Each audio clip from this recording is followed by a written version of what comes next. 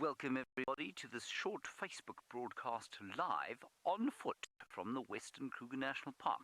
My name is James Henry. I'm not actually on foot, I'm on my bottom.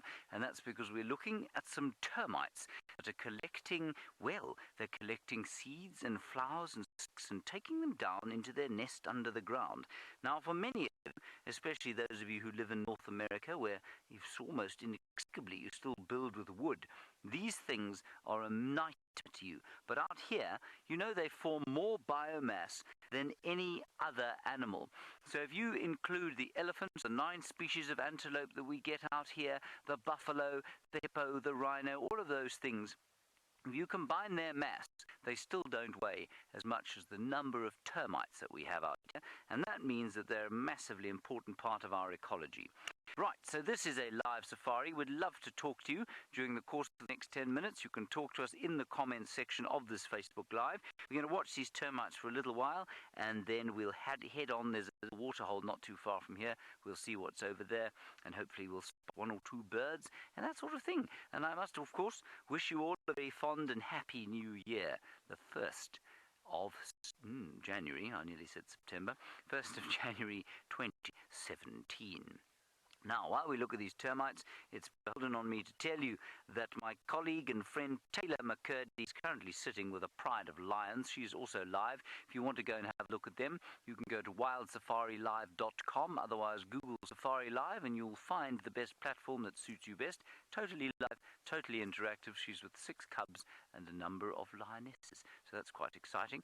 My other friend Jamie, she's been down to the south of the reserve looking at a leopard. I'm not sure if she's still with them. Anyway, she might or might not be. Whatever she's doing, it'll be entertaining regardless. Let's one last look at these things, and I'll just show you what they're collecting. They've got a mound under here somewhere.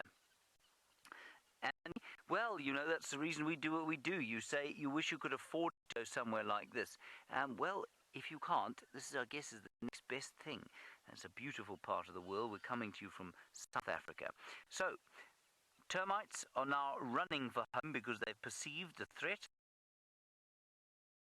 They've got flowers, they've got bits of grass here, they've got the odd piece of stick, and, well, they basically will eat any kind of vegetation. Isn't that cool? So you're wondering if all termites are blind. I think they probably are blind, you know. I think that the soldiers can see a bit better than some of the others, but these ones certainly do seem to be blind. I'm not sure if every single species of termite is blind, though. I think this is quite spectacular. Who knows how far underneath the ground this place extends. Now, while we move this way... Hello, Mitchell. You say you're from South Africa, but you live in Canada. Gosh, you must be very missing home right now as the wind hits you there. It's a glorious summer's day. As you lie on the ground or sit on the ground like this, you find all sorts of other interesting things. Here are 2 bugs caught in flagrante delicto.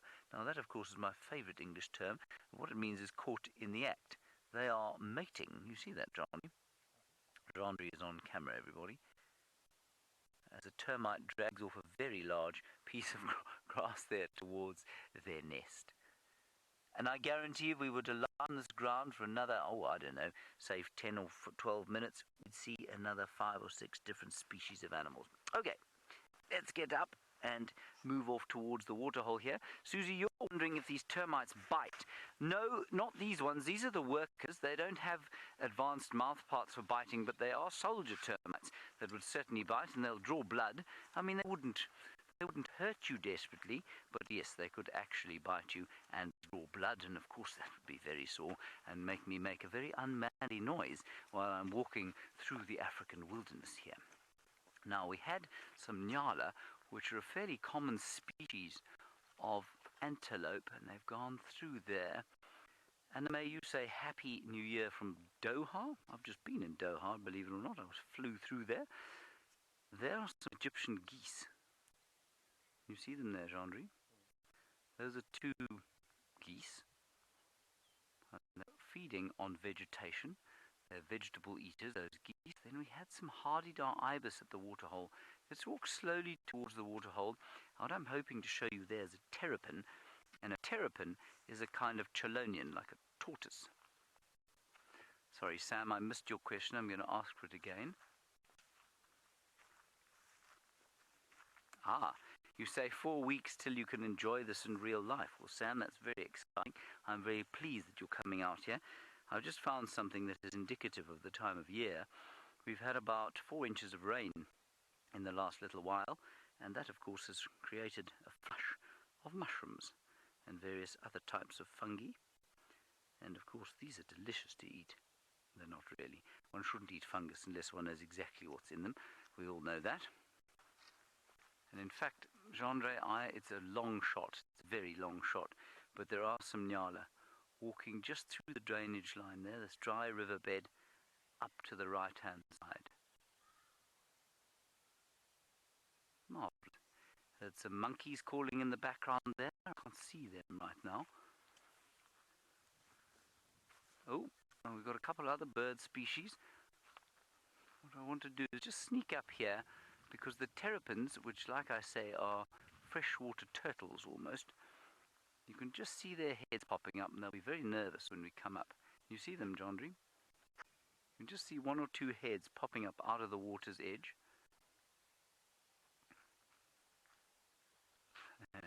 Andrea, well, that's why I was talking about Canada the way I was.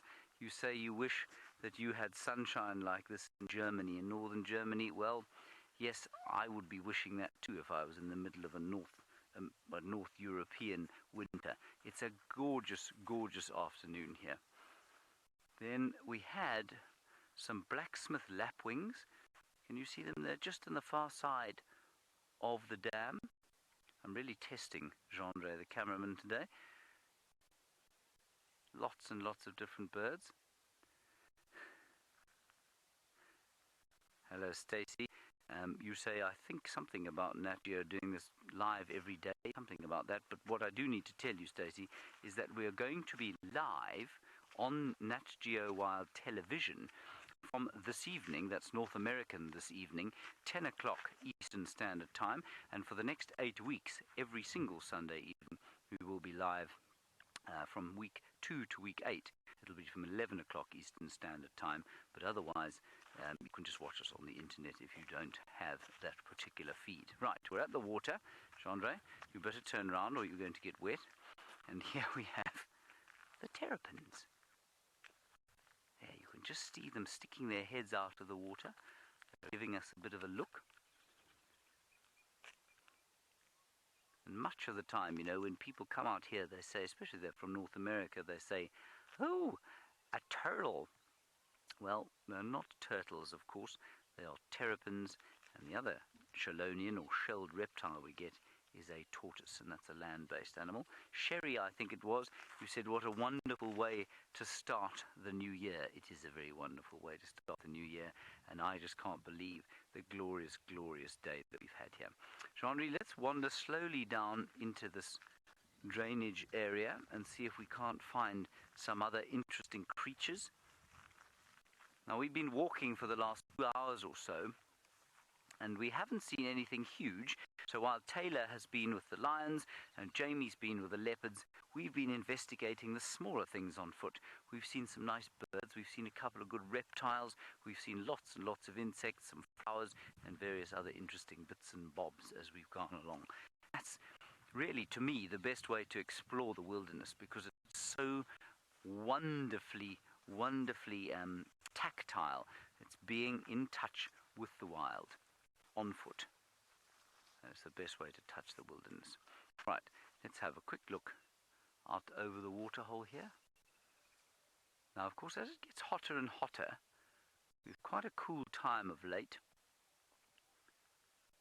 And as it gets hotter, there will be a lot of mud in there, and many things will come down to sit there. Hippopotamus, buffalo, and various others to cool off in the middle of the day. And the best thing, of course, is when elephants come down. Harlan, you are just 4 years old. You say you love this show, and you say Happy New Year. Well, Happy New Year to you, young fellow. I hope it's a great year for you, and I hope that you'll be able to come out here and see this on your own one day. Paula, you're wondering the difference between a turtle and a terrapin. Well, a turtle lives in the sea. Obviously no sea here. A terrapin lives in fresh water. So that's the main difference between a turtle and a terrapin. Right, we'll have one last look there. And then I'll just quickly tell you that we are, of course, live every single day in the morning, from 5 o'clock to 8 o'clock in the morning. That's African time. And then from Central African time. And then from 4 o'clock to 7 o'clock in the evening, Central African time. You can join us, wildsafarilive.com. Otherwise, you can just Google Safari Live and you'll find the platform that suits you best. Until then, I hope to see you all on Safari very soon.